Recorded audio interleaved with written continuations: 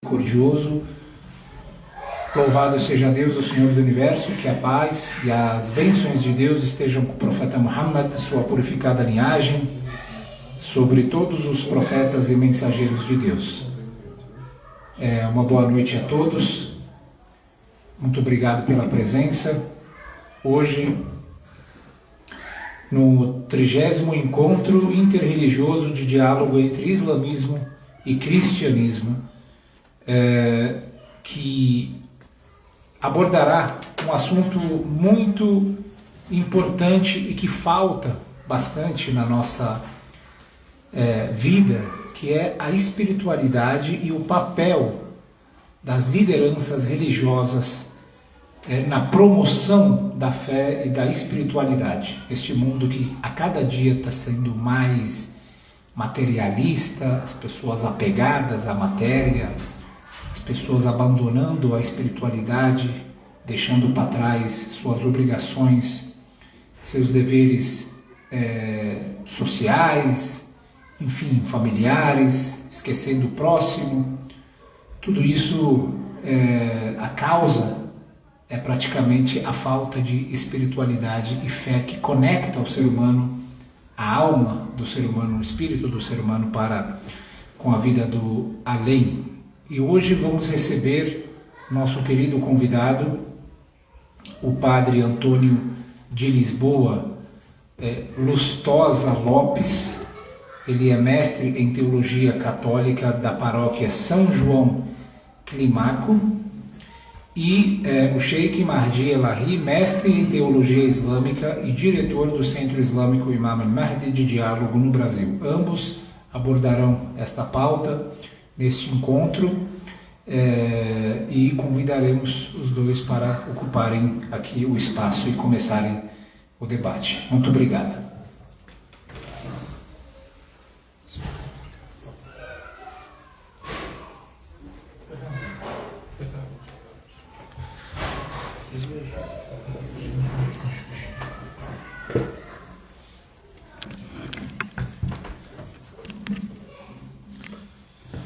Sejam todos muito bem-vindos, especialmente o nosso querido Padre.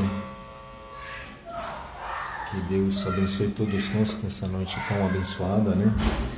Noite de convivência, noite de compreensão mútua. Que assim seja uma noite abençoada. Por favor, Padre. Seja muito bem-vindo. Muito boa noite a todos. Antes de tudo, agradeço o Sheikh Mahdi e a comunidade aqui do Centro Islâmico por esse convite para estarmos juntos aqui nesse momento de diálogo, não é? É muito importante que nós estejamos juntos conversando numa sociedade que nós vivemos e que é atualmente tão marcada pelo individualismo, pelo isolamento, pela separação, pelas polaridades. Então, dois líderes religiosos se encontrarem para dialogar antes de tudo, uma demonstração da própria fé. Da fé em Deus Todo-Poderoso, que nos sustenta, que nos auxilia, que nos mantém vivos e que nos ajuda a seguir. Então, escutando o acolhimento na abertura desse encontro, já percebemos que a temática ela é extremamente relevante. Relevante para a sociedade e relevante para as religiões, né? Podemos, então, a partir disso, concordar que ela é relevante para a humanidade como um todo. Porque a humanidade que vive este tempo, ela é portadora de projetos, de ações, de modos de regir a sua vida e que demonstram ou uma imanência radical, né? Ou seja, muito sustentada no tempo e no espaço, quase que sem vislumbrar um descolamento desse imanente, E por conta e apesar disso, né, apesar desta imanência radical, nós também temos na humanidade um anseio de transcendência, né? Um anseio de superar a imanência, não de recusar a imanência, não de recusar a vida, mas de admitir que viver é um dom eterno e que o tempo e o espaço que a gente vive, ele não é um tempo e um espaço que termina nele mesmo, porque a vida é muito mais do que o tempo e o espaço. Então, por isso, a humanidade, sobretudo diante das situações limites, ela se projeta, ela se vê para além da situação imediata, para além da imanência e vive experiências transcendentes. E as religiões são, na verdade, as expressões históricas que nós temos desses movimentos de transcendentalização da humanidade. E que, principalmente hoje em dia, esses movimentos todos, vividos por todas as religiões, podemos dizer assim, eles se deparam com uma realidade na humanidade social, na humanidade do tempo e do espaço, não necessariamente ligadas à religião, que também se movimenta em direção ao transcendente. E aí a gente poderia dizer que o que poderia então reunir religiões e religiosos e não religiosos ou não religião em torno de uma busca do transcendente. E aí eu entendo que é a espiritualidade que pode isso, é a espiritualidade que garante, que assegura isso. Porque do ponto de vista das tradições religiosas, nós somos diferentes, os ritos, as doutrinas, né? Os rituais, nós temos as nossas experiências e as nossas tradições. E cada um vive na sua autenticidade, na sua coerência e mantido por Deus. Mas é possível admitir que a humanidade inteira, a humanidade que crê em Deus e a humanidade que não crê em Deus, né, que essa humanidade possa ter um ponto de encontro, que é admitir que há um espírito que anima o homem e a mulher do nosso tempo em busca de não terminar a vida na sua materialidade, na imanência, mas em admitir que a vida pode ir além da imanência e buscar forças transcendentais. E aqui, para mim, no caso, como cristão católico, é muito importante lembrar a figura do líder atual da Igreja Católica, que é o Papa Francisco, e que tem dado demonstrações muito importantes de que é preciso pensar um mundo aberto, é preciso pensar um mundo que reconheça a sua condição de criaturalidade, ou seja, a sua condição de ser originado e pertencer a uma origem divina, a um Criador. E, ao mesmo tempo, ele cultiva e promove o esforço humano de uma amizade social. Ele, inclusive, escreveu um texto chamado Fratelli Tutti, que é sobre a amizade social, ou seja, o esforço humano de crentes e não crentes que, sustentados por este espírito que anima, por essa espiritualidade, buscam pensar um mundo aberto e dialogar. E aí entra a pergunta sobre o que nós estamos conversando, né? Qual é o papel da religião e do líder religioso, ou das religiões e dos líderes religiosos para a espiritualidade na sociedade hoje? Olha, a fé, ela é, antes de tudo, um elemento antropológico fundamental, ou seja, a humanidade naturalmente inicia as suas relações com base na fé, ou seja, a gente só come uma comida que alguém prepara porque a gente tem alguma fé na boa fé de quem prepara a comida. A gente só anda num carro conduzido por um outro condutor, que não a gente, porque a gente tem fé na boa fé desse condutor. E assim por diante, ou seja, do ponto de vista humano, a fé é um elemento natural, né? Todo mundo tem fé. Não é possível viver sem ter fé, porque os seres humanos, para coabitarem próximos e não se matarem, eles precisam minimamente ter fé uns nos outros, que é isso que faz a sociedade, que é a convenção social, ou seja, a humanidade ela vai estabelecendo relações de credibilidade entre si, e a partir dessas relações de credibilidade ela vai estabelecendo vínculos e criando grupos e sociedades que se sustentam em convenções. Estas convenções, na base, são feitas com base na fé natural, né? Agora, evidentemente, aí eu falo a partir da minha tradição cristã, católica, e que eu creio também não se distancia da fé islâmica, Deus, o Todo-Poderoso, ele é absoluto, né? E é ele que se comunica, que se revela, né? E a humanidade, ela é interpelada por esse Deus que se revela, e aí ela acede a esse Deus que se mostra, e aí ela passa a crer nesse Deus. Então aí é que entra o distintivo entre a fé como um elemento antropológico básico e a fé como uma experiência revelada, ou seja, alguém encontra o mistério. E não poucas vezes a gente se dá conta de pessoas que não creem em Deus, né?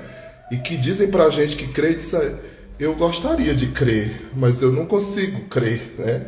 E nem nós sabemos e nem a pessoa sabe por quê. E esses são os mistérios, os desígnios divinos que fogem à nossa alçada e diante dos quais nós, sobretudo os crentes, não podemos a não ser reverenciar e se curvar e reconhecer a grandeza de Deus, né?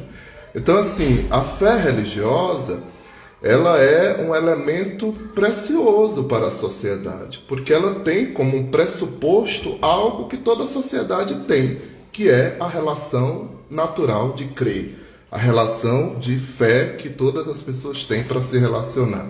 Só que há esse distintivo que a humanidade, ao abrir-se a este transcendente divino, ela se coloca à disposição do crer no eterno, do crer em Deus, do crer no Todo-Poderoso, que se mostra deliberadamente. Ele se mostra e ele reúne, ele convida as pessoas a crerem.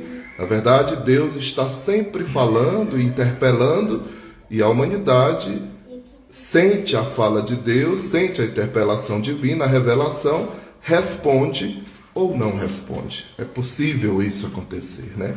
Então, nesse caso, eu destaco que a nossa experiência de fé religiosa, nas tradições religiosas, elas são fundamentais para ajudar a sociedade a não perder a possibilidade de transcendência, né? Ou seja, não perder a possibilidade de não se esgotar no imanente, e não achar e não entender que a vida termina com conquistas materiais, com prestígio, com poder, com relações meramente temporais, mas a entender que diante do imponderável, diante do inexplicável e diante daquilo que abala a vida em meio aos limites da existência, é possível reconhecer que a doença,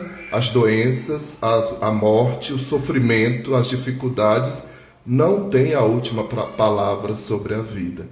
Quem tem a última palavra sobre a vida é Deus, e por isso a abertura a este espírito que anima pode permitir à sociedade a não se autodestruir, a não se acabar nessa imanência.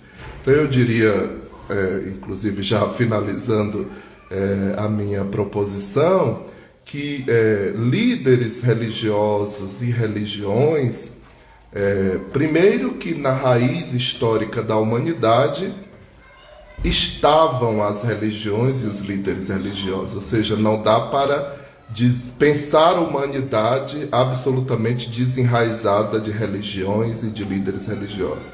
Segundo, dizer que no dia a dia da experiência humana e social atualmente, a humanidade carece de lideranças que apontem para um projeto maior do que o imediato, para um projeto que não se esgote na imediatez da vida. E o Papa Francisco, inclusive, destaca isso. As nossas juventudes, elas muitas vezes andam errantes porque lhes falta líderes, lhes falta pessoas que lhe apontem o caminho. As juventudes não seguem pessoas pusilânimes, covardes, que não conseguem fazer um trabalho do começo ao fim. As juventudes carecem de líderes com projeto, com sonhos, com experiências de vínculos humanos e sociais. Então, assim, as religiões e os líderes, eles são fundamentais para ajudar a sociedade a não perder a humanidade e a favorecer um permanente construir de uma humanidade que não se rende aos limites materiais, mas que vê, além da materialidade, um além que nos absorve na origem e no destino da gente. Muito obrigado, Padre. Muito obrigado. Que Deus abençoe. Sejam todos bem-vindos, queridos. Guardado o tema de hoje à noite seria o papel da religião, dos líderes religiosos, para promover a espiritualidade na sociedade, Essa foto, eu queria explicar uma breve explicação sobre essa foto que nós utilizamos para a propaganda desse encontro interreligioso, onde a gente vê Papa São Francisco, Ayatollah Sistani está recebendo o Papa São Francisco. Na verdade, os nossos líderes supremos que começaram esse caminho, criaram essa ponte, para ter uma convivência pacífica, para ter uma compreensão mútua. Sempre nos falamos, e agora estamos realizando o 30º encontro interreligioso nesse centro islâmico, justamente para alcançar esses dois elementos. Boa convivência, para que os muçulmanos possam conviver com cristãos, com os judeus, para que os judeus cristãos possam conviver com os muçulmanos. Nenhuma religião prega ódio. Todas as religiões pregam amor. E aqui nessa foto a gente tem essa convivência, onde os dois sentam, conversam, dialogam, tentam resolver os problemas mundiais que, com a vinda do nosso Salvador, o Salvador da humanidade, o prometido das nações, que faz parte da nossa ideia da escatologia islâmica, que Jesus Cristo faz parte da história que vai acontecer no fim dos tempos. Jesus faz parte, tem um papel indispensável, um papel indispensável no fim dos tempos. Jesus não morreu, ele está vivo e vai voltar para a terra para trazer a paz. Isso seria uma crença de todos os muçulmanos. Essa crença é tão importante que nós temos muitas narrativas nos ensinamentos islâmicos que falam sobre esse assunto. O que vai acontecer no fim dos tempos é uma parte desses acontecimentos está ligado com a pessoa de Jesus, com a pessoa do grandioso profeta de Deus, Jesus Cristo, que a paz de Deus esteja com ele e sua Santíssima Mãe, Maria. Tudo. Eu queria deixar esta colocação e depois vou falar uma breve fala sobre o assunto de hoje. Então, pensando o que precisamos oferecer para a nossa comunidade muçulmana e também os nossos queridos cristãos que estão ou vão assistir essa nossa live. Em primeiro lugar, a gente tem que entender o que é a religião.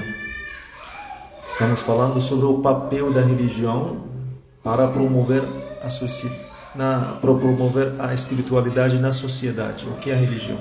Será que a religião é uma coisa que se resume em uma missa durante sexta-feira para os muçulmanos ou uma missa durante alguns horários no domingo?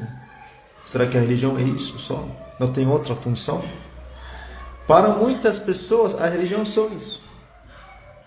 Tanto os muçulmanos quanto os cristãos. Ele acha que tudo bem, eu fui no domingo, eu rezei, eu participei na missa, acabou. Parece que tem uma Bíblia, fecha, uma vez por semana, abre e fecha. Talvez muçulmanos também tenham, muçulmanos que não são tão praticantes. Mas, quando falamos sobre o papel da religião, estamos falando sobre um assunto extremamente profundo, onde tem uma ideia para todos os momentos da vida humana. Quando nós muçulmanos falamos em nome da religião islâmica, estamos falando sobre um estilo da vida, um estilo perfeito da vida, que para cada momento da sua vida tem uma lição, tem uma ideia. O que você faz para promover sua espiritualidade, né? Não se resume, nunca se resume em um dia de sexta-feira.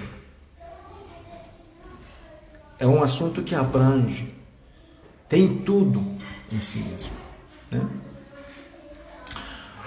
Sabe, uma coisa muito interessante, se a gente separa a religião de uma forma geral, da vida humana, a vida humana é algo absurdo, não tem nada.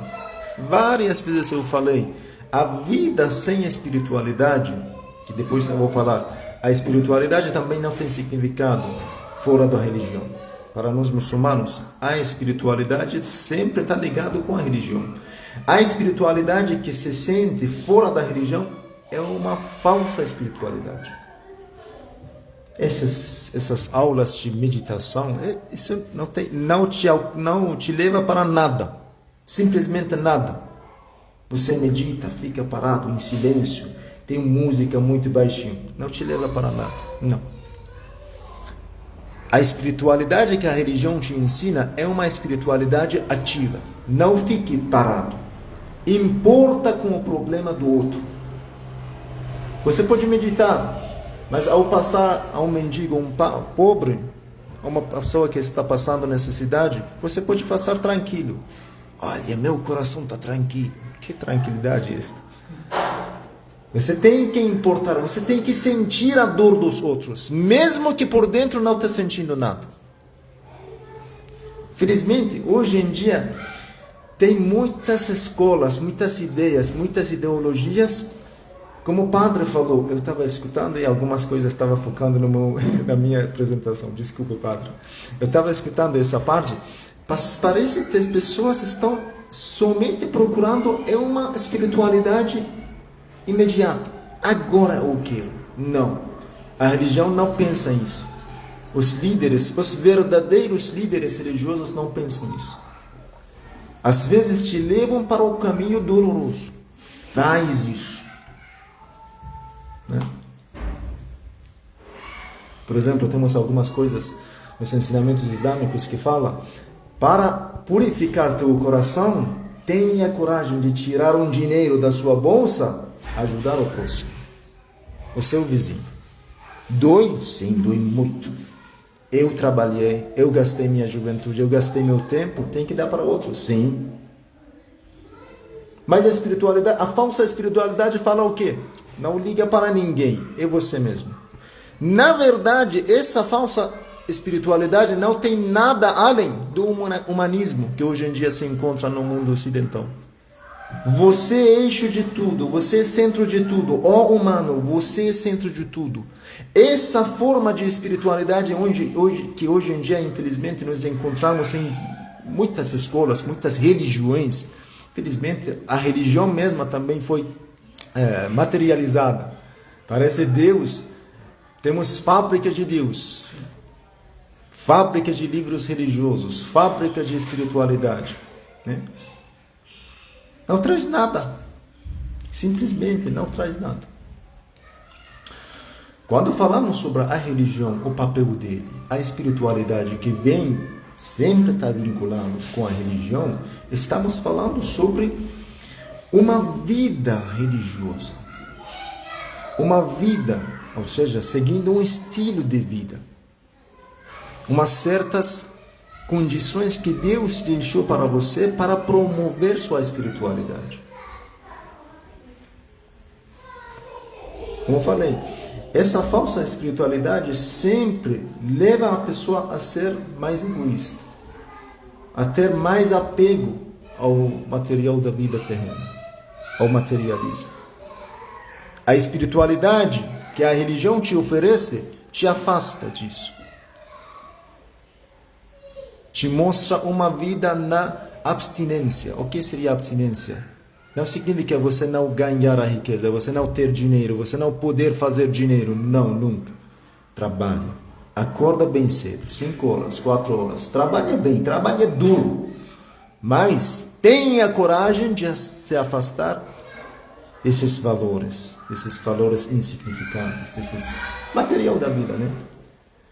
Ou seja, eu estava pensando, a única coisa, talvez tem políticos malandros que podem criar uma certa revolta na sociedade. Ao longo da história humana aconteceu bastante esse tipo de revoluções, esse tipo de revoltas. Mas a única coisa que pode criar uma revolta por seu dentro é a religião. Onde te ensina você evitar seus desejos carnais. A religião te ensina isso. Evitar os pecados, não entrar na armadilha do diabo, essa revolta, essa luta interna, né? Que o fruto dessa luta seria o quê? A espiritualidade. O ser humano vive na luta, uma luta interna, uma luta externa. A luta externa tem vários exemplos. A inveja, fofoca, tirar tapete do outro, puxar o tapete do outro. Um monte de coisas. E temos uma luta interna também. Sim. Na religião islâmica temos vários tipos de, vários ensinamentos que nos ensina como nós podemos promover a espiritualidade, e ainda tem muitos ensinamentos que nos ensinam o que fazer para promover a espiritualidade na sociedade. Em primeiro lugar, na vida individual, o islamismo fala bastante, deixa muito destacado a questão de lembrar a Deus, recordar a Deus. E temos várias palavras que são muito recomendadas para os muçulmanos repetirem durante um dia, 100 vezes, 200 dias. Por exemplo, dizer um muçulmano 100 vezes Allahu Akbar, Deus é grande, Deus é maior. Subhanallah, toda glória é para Deus. Alhamdulillah, todo louvor pertence a Deus. La ilaha illallah, não há outra divindade além de Deus. La hawla wa la quwwata illa billah, não há poder acima do poder de Deus. Tudo isso vai trazer uma certa tranquilidade, uma certa espiritualidade. Você lembra de Deus. Esse Senhor que eu acredito, é todo poderoso, é glorioso, é louvado, é abençoado, é gracioso, é perdoador, é grandioso, é misericordioso. Quando você fala uma vez, tudo bem, qualquer um de nós entende isso e acredita. Mas quando você fala mais, entra no seu coração. E depois, tem, por exemplo, temos bastante ensinamentos no Islã sobre as orações, sendo que os muçulmanos, sabendo que os muçulmanos têm 5 orações obrigatórias por dia, as orações que devem ser feitas pelos muçulmanos. Aquele que virou muçulmano tem que realizar essas orações. Nós estamos no mês de Ramadã, que seria um sinal grande da espiritualidade islâmica, o mês de jejum, onde evita, Você evita comida, bebidas durante o dia, né? E as relações sexuais durante o dia. O dia inteiro você evita essas 3 coisas. Isso promove sua espiritualidade, né?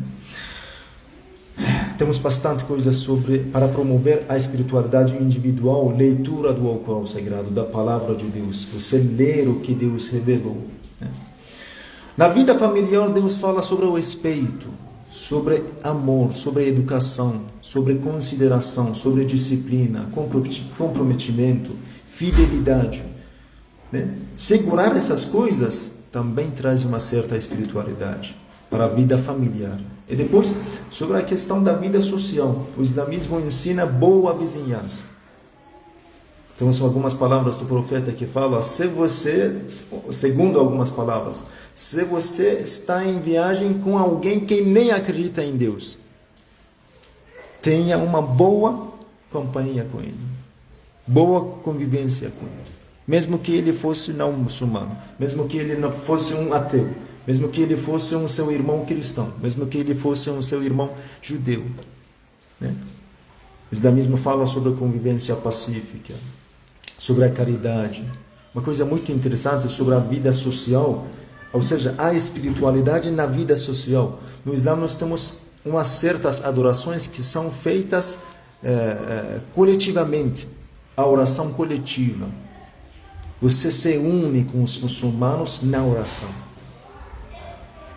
Muito lindo, por exemplo, um dos grandes exemplos seria a peregrinação, que acontece uma vez por ano, né?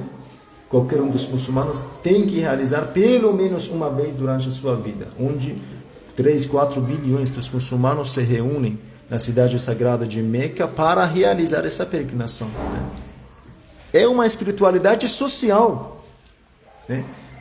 Com esse ritual, Deus vai promover a espiritualidade da comunidade, vai elevar todas as pessoas, né? Então, olha como tem vários sentidos. Sentido individual, sentido familiar, sentido espiritual, sentido social, tem vários, né? Tem que seguir todos, como falei no começo, né? É um estilo de vida, né? O materialismo está oferecendo um estilo de vida, mas a religião está oferecendo outro tipo, né? Tudo bem. Como eu falei, padre, tem uma apresentação no começo e depois o senhor tem direito de colocar deixar uma colocação para concluir, para uma conclusão. Não, eu primeiro eu agradeço as palavras do irmão do Sheikh Mahdi, com essa experiência que a gente está vivendo aqui.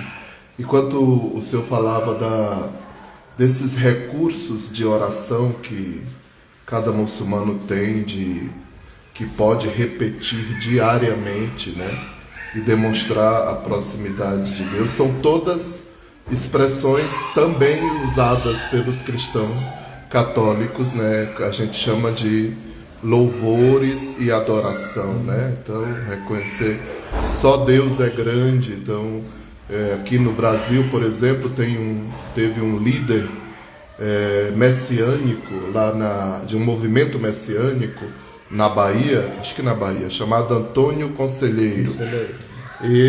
Uma expressão dele era essa: só Deus é grande. E ele ensinava o povo diante das ameaças dos poderes terrenos, ele dizia: nunca se esqueçam que só Deus é grande. Só Deus é grande. Só Deus é grande. Então, para nós é fundamental isso. Eu sinto e posso endossar tudo isso que o Sheikh trouxe, dizendo, primeiro, eu acho fabuloso a gente reforçar que a fé não se reduz a um momento cultico, né? A fé é um momento cultico, fundamentalmente, mas ela é mais do que isso, né? Muito além disso. Então, para nós cristãos, a gente diz, quando termina a missa, em latim se diz ite missa est, quer dizer, e de que a missa agora é a missão. Ou seja, termina a missa, começa a missão, recomeça a missão. Então é agora a hora de viver tudo que a gente rezou, louvou, cantou, escutou no interior do culto, né?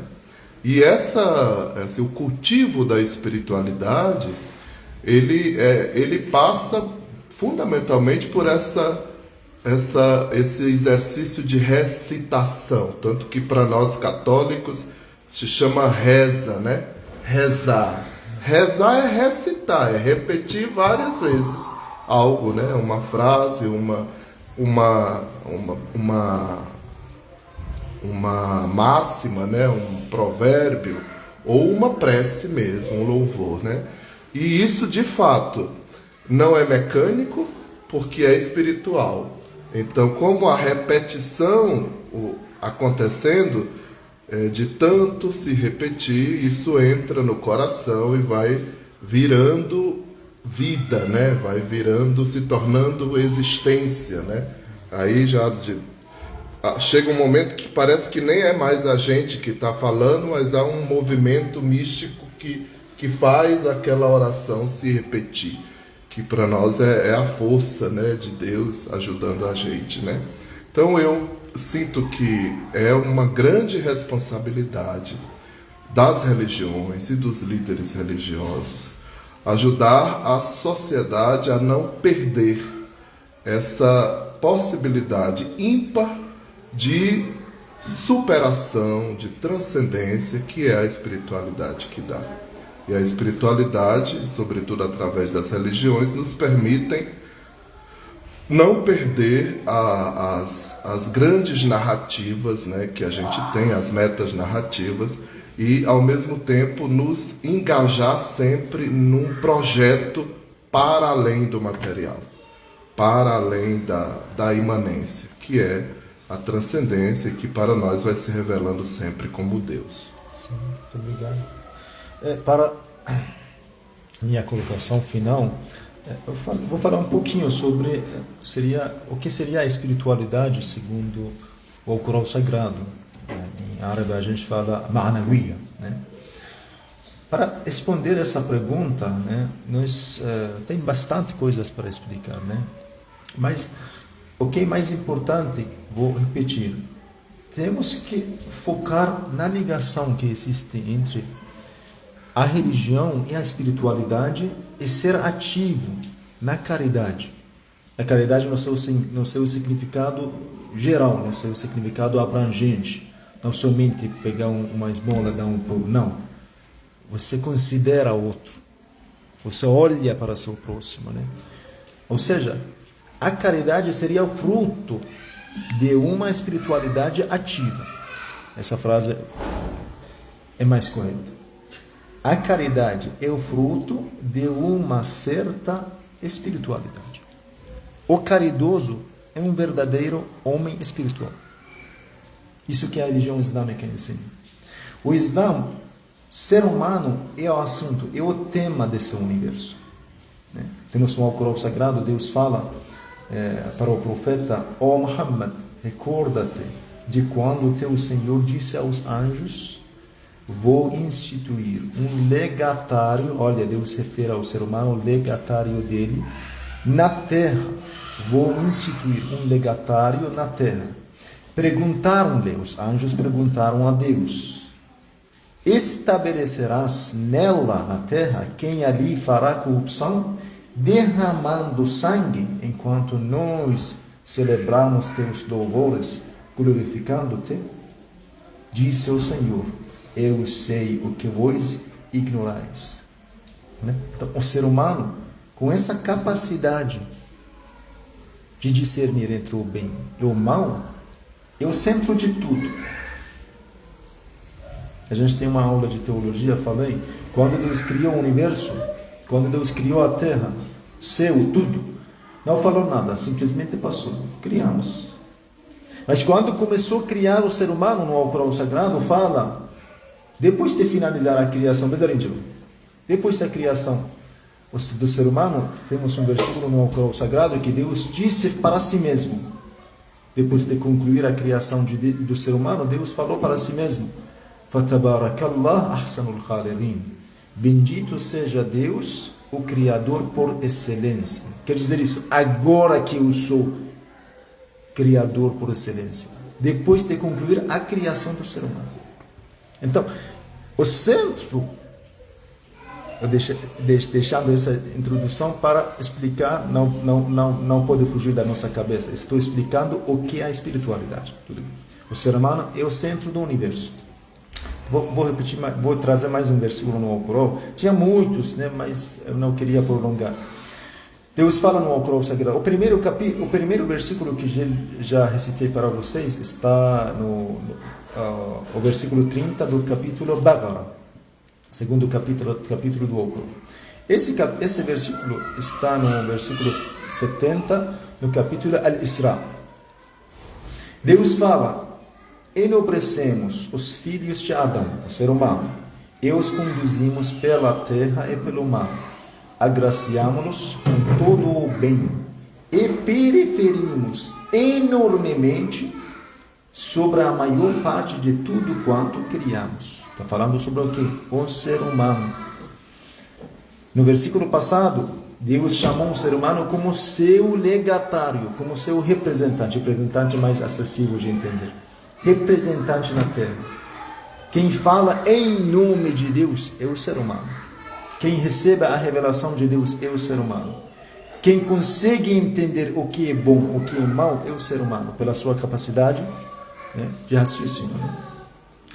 Então, o centro do universo é o ser humano. O propósito da criação do universo é a criação do ser humano. Mas qual seria o propósito da criação do próprio ser humano? Deus. وَمَا خَلَقْتُ الْجِنَّ وَالْإِنسَ إِلَّا لِيَعْبُدُونَ. Temos esse versículo muito lindo, muito profundo no Alcorão. Nós não criamos os seres humanos senão para nos adorarem. A adoração, que também tem um significado muito abrangente, quer dizer, reconhecer Deus como o Senhor, reconhecer Deus como ser adorado, né? Reconhecer a si mesmo como aquele que precisa, está sentindo essa necessidade de adorar o Senhor, reconhecendo Deus como único merecedor dessa adoração, de receber essa adoração. Tem um assunto muito abrangente nesse versículo, né? Tem sábios que escreveram livros sobre esse tipo de versículos que falam sobre o propósito do universo, o propósito da criação do ser humano. Eu estava estudando, sabe, um monte de coisas, entra na filosofia, entra na teologia. Eu resumi muito, né, para explicar para vocês. Mas é muito profundo esse assunto. É muito profundo. Tudo bem. O assunto do ser humano é Deus, como falei agora. Eu vou recitar esse versículo e finalizar. Deus fala no Alcorão Sagrado, no capítulo Fussilat, versículo 53, de ponto lhes mostraremos os nossos sinais em todas as regiões, né, da terra, assim como em suas próprias pessoas. Deus colocou os sinais da sua existência, as provas da sua existência, as provas da sua grandeza no ser humano. Né? O ser humano carrega os sinais de Deus. Né? Isso também é muito profundo. Deus colocou no ser humano. Ou seja, parece o ser humano por dentro tem algo que não precisa de nada fora. Por isso que o profeta fala em uma palavra também, uma das palavras muito lindas do profeta, que diz: "Man arafa nafsa faqad arafa rabba." Quem conhecer a si mesmo, conhecerá seu Senhor. Não adianta você viajar para 4 cantos do mundo. Não, viaja por dentro. Quem é você? O que significa quem sou eu? Você, no final das contas, você tem que entender, você tem que absorver essa ideia. Você é um servo insignificante diante de Deus.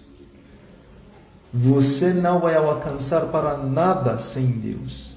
Você é a pura necessidade diante de Deus. Ya ayyuhan nas antumul fuqara. Ó povo, vocês são pobres diante de Deus. Wallahu huwal ghaniyyul hamid. Deus é generoso, grandioso. Está nos alertando, você que necessita, você que precisa. Isso seria a chave da grande espiritualidade, onde você sente sua necessidade. Quem você é, quem Ele é. Eu sou pobre, absolutamente pobre, necessitado. Quem Ele é, absolutamente profundo, absoluto, como o Padre falou. Cheio de tudo, tudo. Ele tem todas as perfeições, todos os exemplos bonitos. Então vocês têm que estar em busca dele. Isso seria o segredo máximo da grande espiritualidade que o islamismo ensina para a humanidade, para o ser humano. Então, quando você volta para si mesmo, conhece a si mesmo quem é você, sente essa necessidade como uma bússola te orienta para conhecer a Deus. Vivendo em busca de Deus, em todos os momentos, sentindo que você precisa de Deus. Não consegue viver, não consegue aspirar, não consegue fazer nada sem a graça de Deus, sem a misericórdia de Deus. Tudo bem, finalizando com essa palavra do Imam Ali alayhi salam, que nos ensinou, você que falou para os líderes religiosos, você que pretende purificar os outros, Imam Ali alayhi salam, o primeiro sucessor do profeta Muhammad, ensina aos líderes, aos sheikhs, aos padres. Você que pretende purificar os outros, começa por si mesmo. Se purifique e depois ensina aos outros. Você seja um homem espiritual para promover a espiritualidade dos outros. Você seja caridoso, você seja generoso, você seja um homem de confiança, você seja homem honesto para transmitir a honestidade. Isso é o segredo. Tudo bem? Não vou prolongar mais que isso. Padre, seja muito bem-vindo mais uma vez. Obrigado. A gente ficou muito feliz.